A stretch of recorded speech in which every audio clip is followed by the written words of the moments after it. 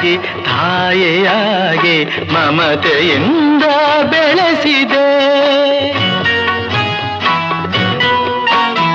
ತಂದೆಯಾಗಿ ತಾಯಿಯಾಗಿ ಮಮತೆಯಿಂದ ಬೆಳೆಸಿದೆ. ಬಿಸಿಲು ಮಳೆಗೆ ನರಳದಂತೆ ನಿನ್ನ ನೆರಳಲಿ ಸಲಹಿದೆ.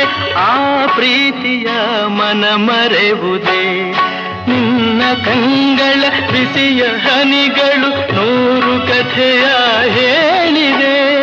ನಿನ್ನ ಪ್ರೇಮದ ನುಡಿಯ ಕೇಳಿ 100 ನೆನಪು ಮೂಡಿದೆ.